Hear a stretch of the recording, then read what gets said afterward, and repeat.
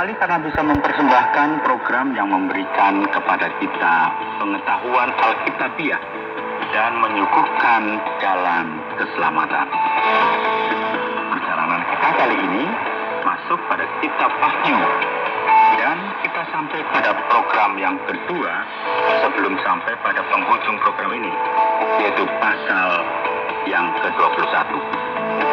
Guru kita Pak Yohanes akan mempersiapkan sebuah tema, yaitu kota terang. Apakah Anda pernah mendengar langit dan bumi yang baru? Hal-hal yang luar biasa akan terjadi dan bahkan pikiran manusia tidak bisa mulai membayangkannya. Setelah bencana alam yang luar biasa yang terjadi, yang diakibatkan oleh dosa, sekarang akan ada pemulihan. Tidak akan ada lagi kematian atau penderitaan. Pengharapan tidak pernah mati. Mari kita mendengarkan bersama. Saudara yang dikasihi Tuhan, kota terang tidak dibangun oleh manusia atau oleh peradaban yang baru kita kenal. Namun kebenarannya adalah bahwa kota terang ini digambarkan dalam halaman terakhir dalam firman Tuhan, yaitu kitab Wahyu. Saudara, Yohanes sangat terpukau dengan penglihatan yang luar biasa pada akhir zaman ini, dan ia mulai menuliskan, "Lalu aku melihat langit yang baru dan bumi yang baru, sebab langit yang pertama dan bumi yang pertama telah berlalu, dan laut pun tidak ada lagi. Dan aku melihat kota yang kudus, Yerusalem yang baru, turun dari sorga, dari Allah, yang berhias bagaikan pengantin perempuan yang berdandan untuk suaminya. Lalu aku mendengar suara yang nyaring dari tahta itu berkata, Lihatlah, kemah Allah ada di tengah-tengah manusia, dan ia akan diam bersama-sama dengan mereka. Mereka akan menjadi umatnya, dan ia akan menjadi Allah mereka. Dan ia akan menghapus segala air mata dari mata mereka, dan maut tidak akan ada lagi.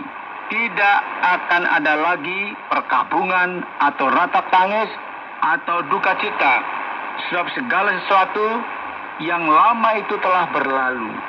Ia yang duduk di atas tahta itu berkata, Lihat, aku menjadikan segala sesuatu baru.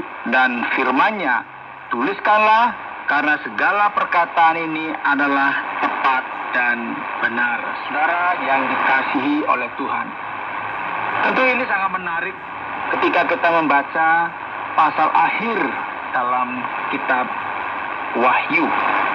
Karena dikatakan di sana bahwa kerajaan Allah akan berkemenangan, dan Tuhan kita Yesus Kristus akan memerintah sebagai yang mempunyai kuasa. Dan akan ada pembaharuan langit dan bumi. Wow, luar biasa ya. Dan kota kudus yang baru ini akan dimanifestasikan di muka bumi ini. Nah, menarik sekali bagi kita mengamati hal ini karena kesombongan manusia akan dosa dimulai dengan kitab Kejadian. Masih ingat ya? Dengan peradaban yang berdosa mulai dari Kain ya, yang bangkit melawan Allah. Allah di sepanjang sejarah memberikan penebusan dan menentukan pilihan, dan kota kudus Yerusalem yang baru akan turun dari surga, dan kota kudus ini, Yerusalem ini, memberikan bukti bahwa Allah bertindak sedemikian rupa untuk memulihkan umat manusia bahkan dalam kelemahan mereka.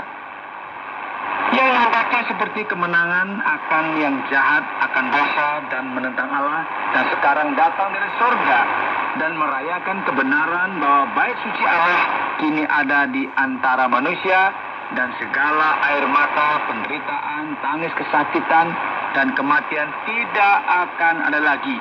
Karena ada hal-hal yang baru yang dikerjakan oleh Allah yang luar biasa dan yang berkemenangan ini. Saudara, Yohanes menuliskan lagi, firman-Nya lagi kepadaku, semuanya telah terjadi. Aku adalah Alfa dan Omega, yang awal dan yang akhir. Orang yang haus akan kuberi minum dengan cuma-cuma dari mata air kehidupan. Barang siapa menang, ia akan memperoleh semuanya ini, dan aku akan menjadi Allahnya, dan ia akan menjadi anakku. Nah, namun demikian tidak semua orang memiliki hak untuk menjadi bagian dari kota kudus ini. Tapi ya, orang-orang penakut, orang-orang yang tidak percaya, orang-orang keji, orang-orang pembunuh, orang-orang sundal, tukang-tukang sihir, penyembah-penyembah berhala, dan semua pendusta, mereka akan mendapat bagian mereka di dalam lautan yang menyala-nyala oleh api dan belerang. Inilah kematian yang kedua. Saudara, peringatan ini sangat keras. Ya, setiap orang yang gagal untuk menyesuaikan diri dengan karakteristik yang dituntut oleh Allah tidak akan ditemukan di kota anak domba ini. Jadi, seorang dari ketujuh malaikat lalu dituliskan yang memegang ketujuh cawan yang penuh dengan ketujuh malapetaka terakhir itu.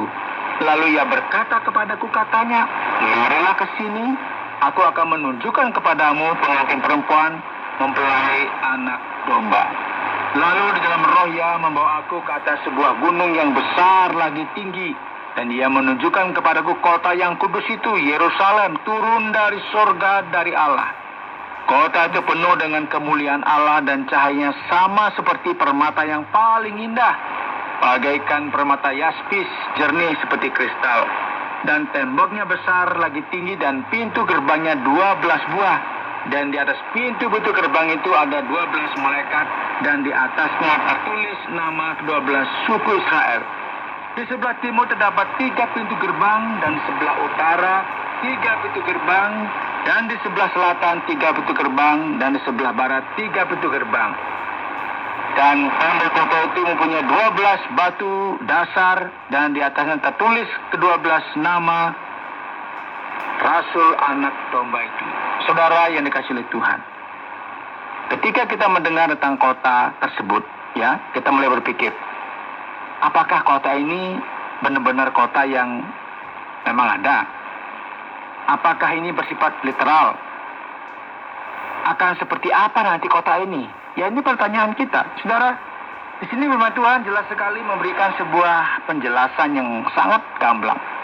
Aku akan menunjukkan kepadamu mempelai perempuan dari anak domba itu.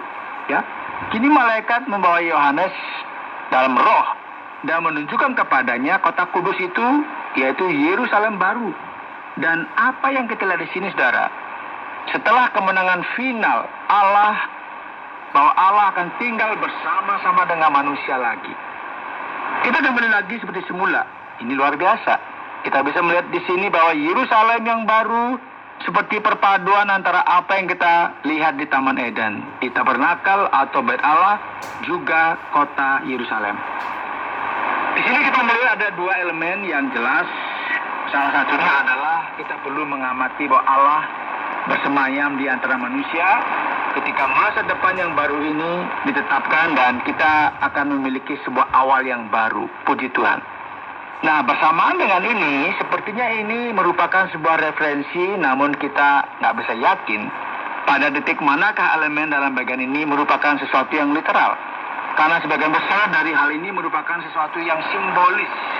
Namun ada referensi dari sebuah tempat atau sebuah dimensi yang baru di mana segala sesuatunya akan terjadi.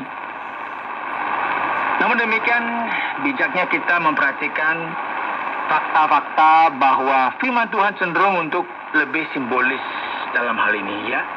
Kita akan melihat juga nantinya dalam bagian ini bahwa akan ada kesimpulan yang lebih objektif mengenai masa yang khusus ini. Ketika kota yang terang akan dimanifestasikan melalui Allah. Dan ia, malaikat yang berkata-kata dengan aku, mempunyai suatu tongkat pengukur dari emas untuk mengukur kota itu serta pintu-pintu gerbangnya dan temboknya. Kota itu bentuknya 4 persegi, panjangnya sama dengan lebarnya.